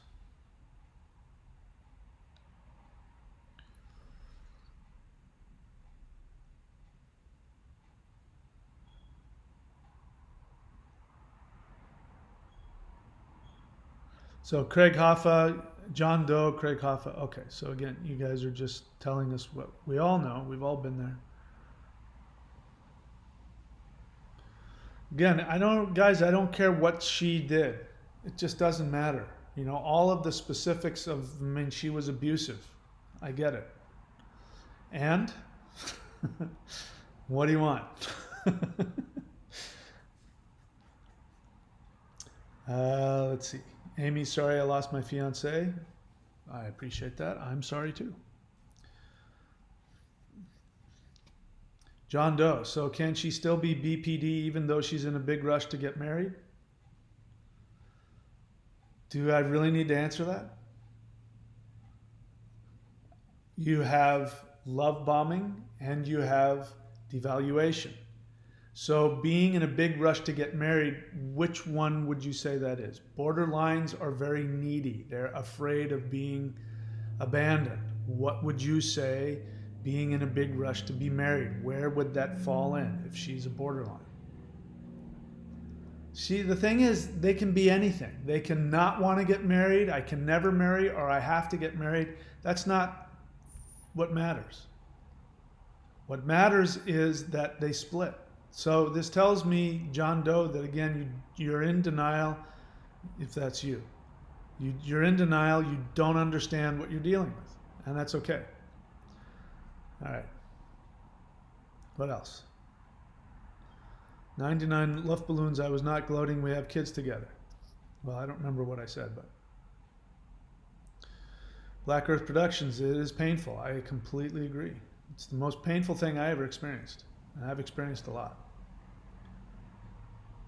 Normally, people with weak boundaries are attracted to NPD and borderlines. And your point? What else? Elon Nuez, my ex-wife put me through hell. Yes, I know. I'm sure she did. I feel for you. What else? Trying to find questions. All right. So this is why I usually only ask for questions. By interact, I mean to say, come, okay. Black Earth Productions question, do you really want to heal? Exactly. Okay. What else? Guys complaining about borderlines, so you're not getting it.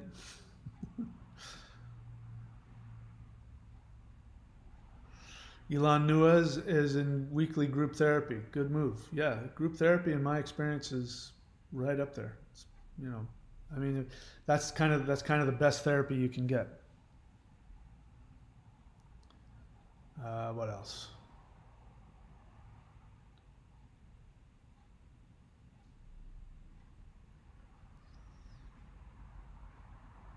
Sarai? Who's Sarai?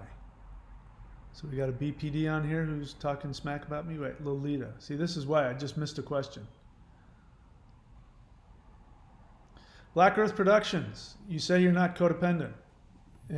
With all the love in my heart, my friend, I don't see that.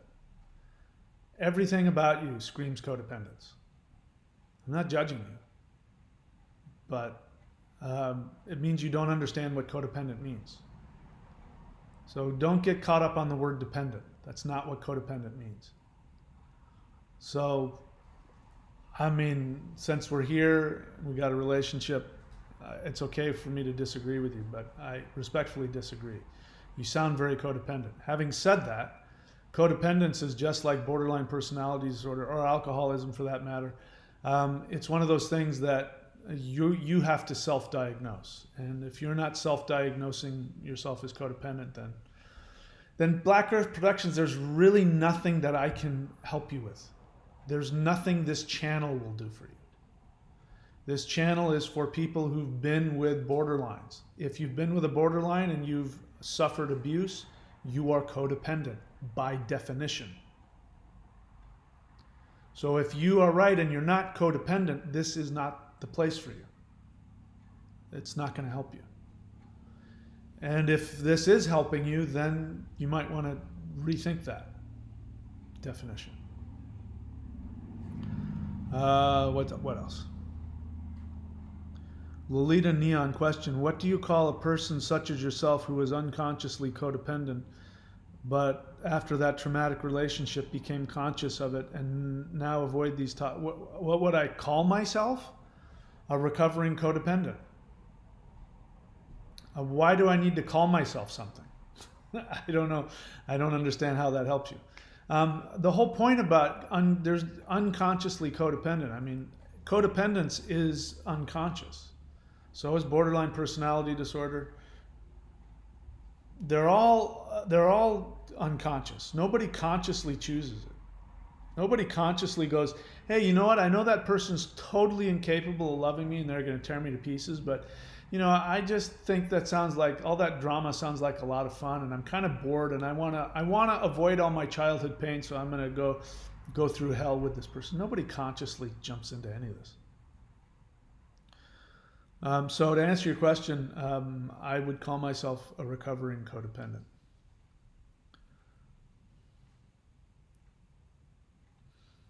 What else?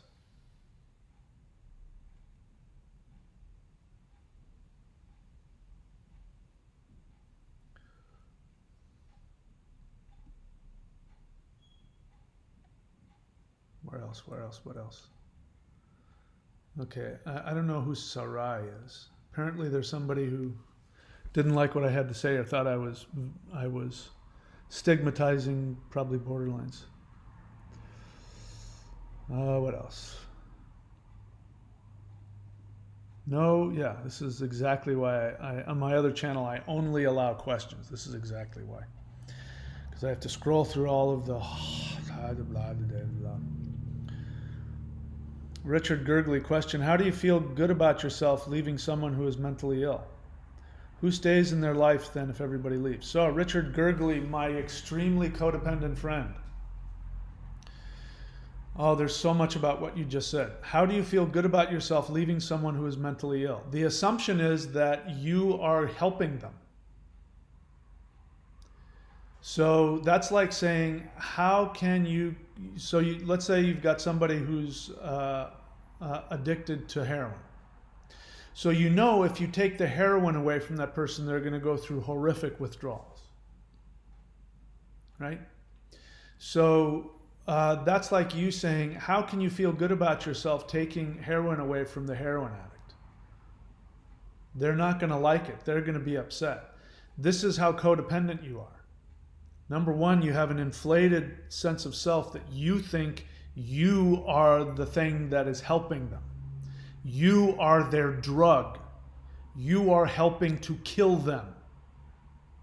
You know, there's a large percentage, I think something like 10 or 20% of borderlines commit suicide.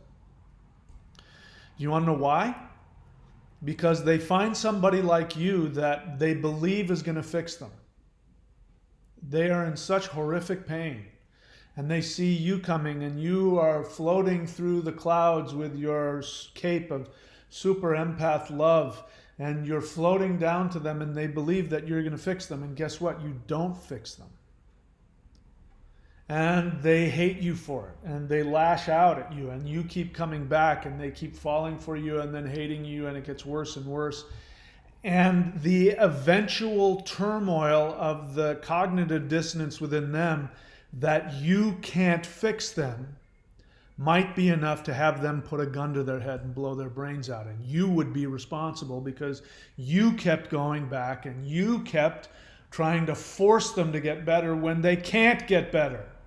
What the hell makes you think, Richard, that you are so powerful, that you and you alone can fix a mentally ill person, and that the definition of their mental illness has to do with their inability to have a healthy relationship with somebody? What the hell makes you so special that you're the one that's going to fix them? You're their drug. This is your extreme narcissistic codependence. The narcissism scale is like this. You've got on the one end, you've got the full-blown overt narcissist, and on the other end of the scale of narcissism, you have the codependent. Now, scale isn't less or strong, it's the same. The strength of narcissism is the same. You are just as narcissistic as they are, because you are under the delusion that you can help a mentally ill person. And you're completely clueless over how selfish you are, because you are with a mentally ill person because it makes you feel empowered. You are with a mentally ill person because a healthy person would make you feel crazy. You would feel so unlovable. So you feel lovable because you compare yourself to them, even the way you describe them. You're leaving somebody who's mentally ill. So Richard, my friend, you don't have to feel good about yourself. Because you are codependent, you are going to be filled with guilt. Guilt is unconscious rage. So one of the interesting experiments would be when you leave them. By the way, at what point did I say, and at any point did I ever say, you will feel good about yourself when you leave them? Find where I ever said that. I never did I? So why are you thinking that that's part of the equation? Where does feeling good about yourself come into it? You will heal, and healing is painful. If you've ever, I've had a bruised rib now for over a month, and it hurts. Healing is painful.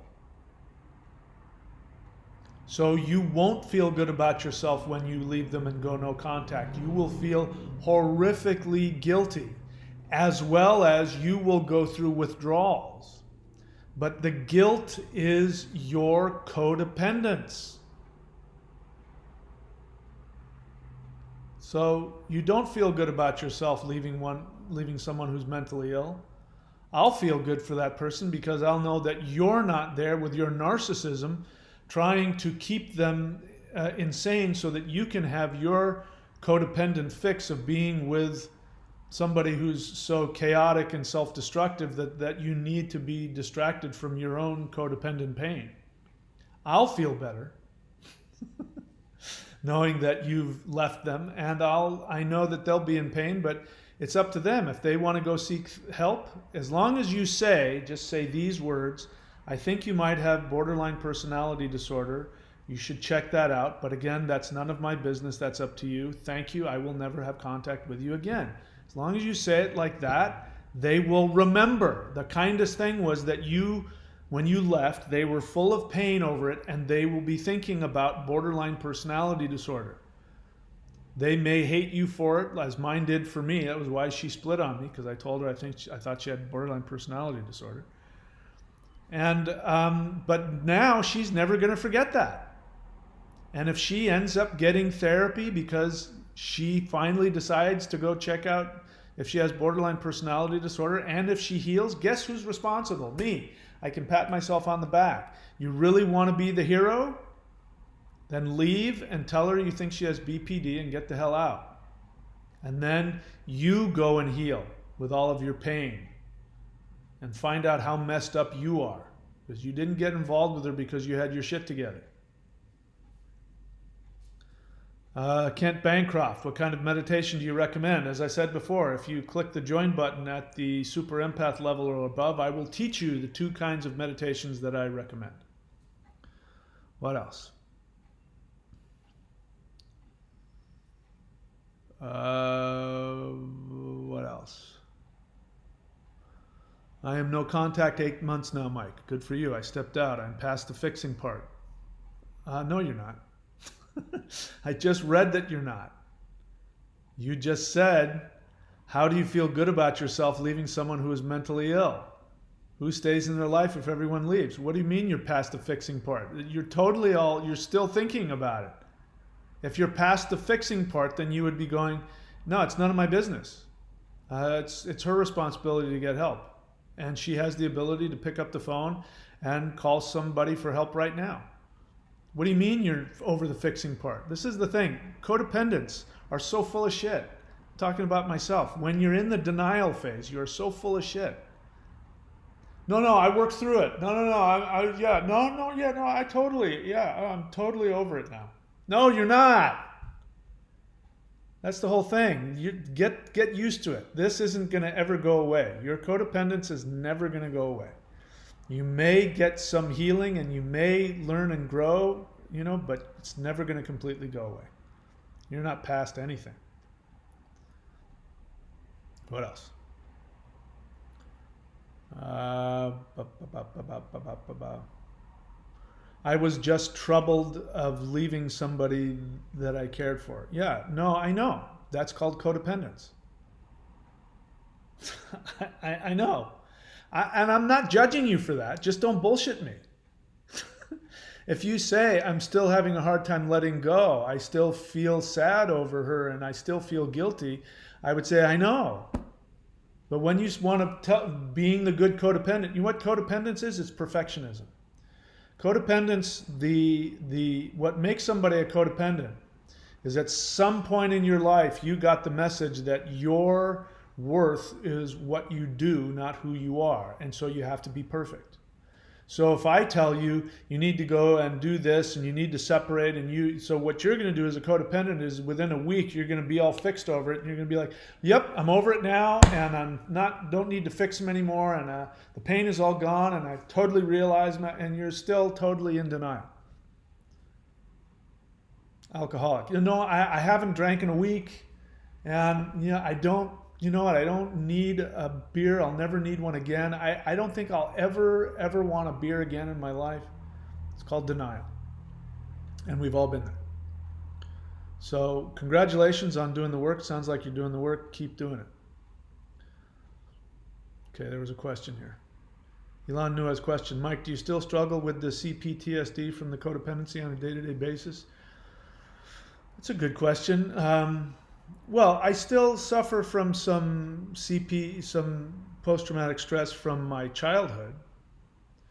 I still sometimes, there have been times when I've projected onto my landlords that they're about to evict me, because I said something that they didn't agree with in normal conversation. Somebody honked at me on the road a few weeks back, and that put me in a post-traumatic stress thing. And I,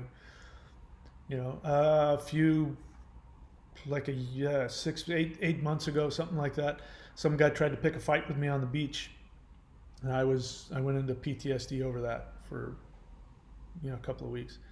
It didn't incapacitate me, but it really bothered me, and I remembered all the abuse that I suffered as a kid from where I grew up and from my brother and stuff like that. So the CPTSD from the relationship might continue. That's why I say, look, I've been in 12-step work for almost 40 years. And that's what happened to me.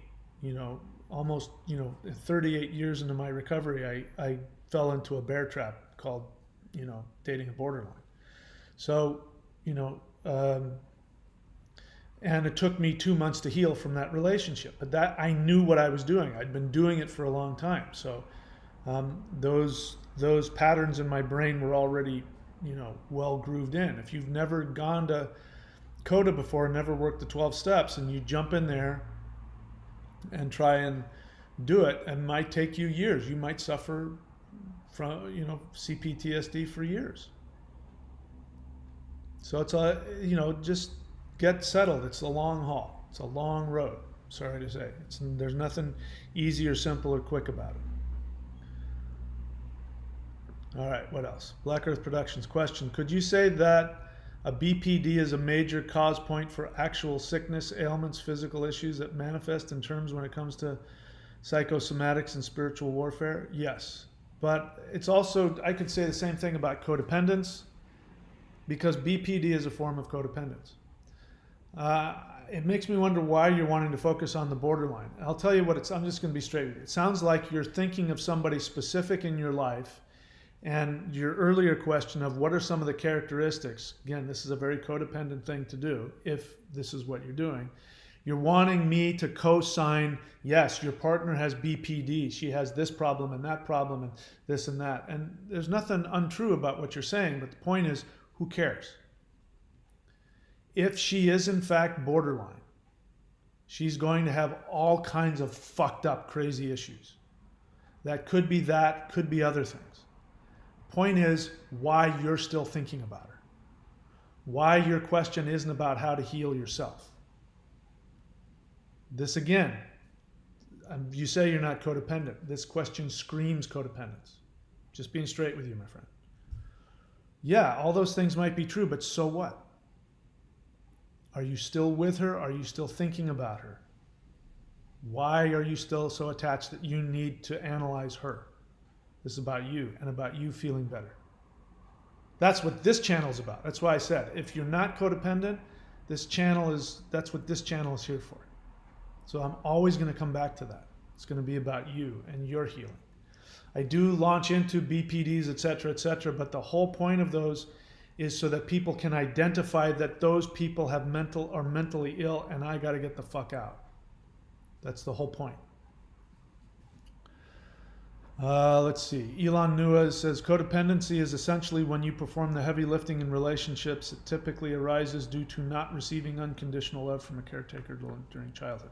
So I say to anybody, if you've been with a BPD for more than a couple weeks, you're by definition codependent. People say, no, I'm not codependent. You don't understand. They did this to me. They lied to me. They manipulated this way. And then they give me all the stories about all the abuse that they put up with. And they're a narcissist. And I'm like, yeah, but you're the one that chose to be there. Nobody put a gun to your head. Codependence, one definition is that, like you said, doing the heavy lifting.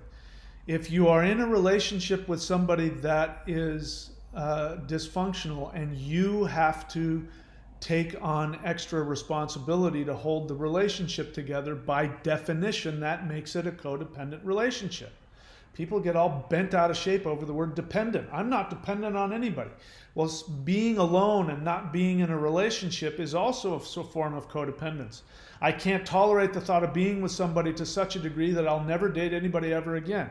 This idea of being dependent, and just the reaction to the word dependent is codependent. Methinks thou dost protest too much. Codependency, if we could find another word for it, I would. I don't care what it is, but the point is you're choosing to take on more responsibility in the relationship for somebody that can't pull their weight.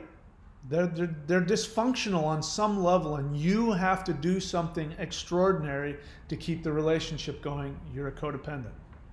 Period. End of discussion. Let's see. Maria says, I can't believe I stepped right into a relationship like this. Yep. Due to fear of being abandoned. Blah, blah, blah, blah, blah. Let's see what else. Okay, what else?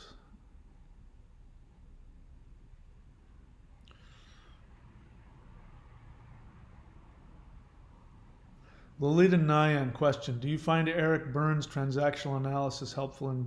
I'm not familiar with it. Just the name of it sounds good, though. Transactional. Yeah, everything is transactional. So here, if you want to know what codependence is, here it is. Well, this is my definition. As an infant and or toddler, at some point, you got the message that your worth was transactional. You got rewarded for making daddy feel good. You got rewarded for making mommy feel good. You got rewarded for not sharing your feelings. You cried in front of dad and he said, you better not cry in front of me. I'll give you something to cry about. You learned from mom. Mommy said, go give daddy his newspaper. Codependent mommy said, go give daddy his newspaper and he'll love you. You learned, if I give daddy the newspaper, he'll love me. You learned that your worth was based upon what you did, not who you were. Then you became a perfectionist. If you don't do things perfectly, you don't feel good about yourself. Somewhere, some level. The borderline is the perfect example because the borderline is constantly telling you, you have to be perfect, even when they're love bombing you. When they're love bombing you, the message is, I will worship you as long as you stay perfect. But the moment that you stop being perfect, I'm going to stop loving you. Even while they're manipulating you and gaslighting you and or blowing smoke up your ass, telling you you're something that you're not. When they tell you, like mine did, what I've been looking for is a guy who's 20 years older than me, who's really muscular and also 10 pounds overweight. That's what I'm looking for. The stuff that I didn't feel good about, she liked. It was perfect.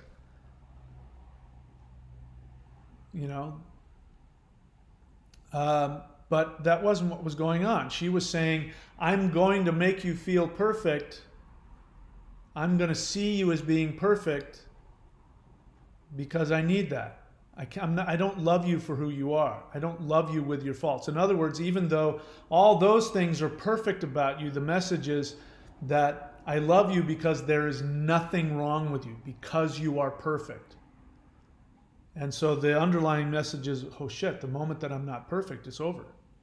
Which is why when you're being love bombed, you feel really good, but part of you feels like you're walking on eggshells. And then you do walk on eggshells because then they do tell you that you're not perfect. The problem is you're not doing this right. You're not talking to me right. It's your fault that I did this. It's your fault that I got angry with you and threw the cup across the room, and it was your fault I ran over the cat. It was your fault that if you only did this right. And so it's all about being perfect. And that's why you love being with them. If you're with them and you are obsessed with trying to fix it and fix them, it means that you are loved based on the transactions. Now, the reality is that the only person who is able to love unconditionally is the mother with an infant. If the mother is not able to love the child without projecting or transferring onto the child, then that child will then eventually learn how to individuate and self-love. In which case, somebody like that gets involved with the borderline and the borderline loves bombs them. They're going to go, I haven't done enough to earn that from you. This doesn't feel right. I don't feel comfortable with you. I feel like the rug's going to get pulled out from underneath me, and I don't feel comfortable with this. Anyway, I got kind of lost in that. So I'll check it out. Question, do you detach or depersonalize? I don't know what that means. So you tell me. You've heard me talk enough. You tell me what I do. I haven't learned that yet. All right, what else? Is that it? Okay, nothing else. All right, I'm done for the day. I hope I was helpful. My apologies to anybody if I hurt your feelings or upset you. That's not my intent. My intent is to be helpful. However, I do know that I am imperfect, and I am willing to change my mind, about any of this. Take what I say with a grain of salt. The one message that I want to give you is that you do need to go no contact, in my experience, and go no contact means not not following them on Facebook or knowing anything about their lives. You can't know anything about their lives. It has to be no contact. Not even hearing about it, rumors. And then if you're lucky, over time, if you do the 3 things that I tell you, you can heal from that relationship. And then you'll be able to see. The point is you'll be able to see with time that they were in fact not what you thought, and that you no longer have the delusion that you can fix them or that they'll ever be able to love you, and that they'll ever be okay. They'll always be broken, even if they get therapy. And you'll know that there was nothing in it for you to begin with, without any anger or self-righteousness or anything. That's what you can have if you do what I do, and if what worked for me works for you. What else? That's it. All right. See you guys when I see you. Take care of yourself. Stay safe. And that's all. All right. Let's see, where do I want to go? I want to find my end screen, which should be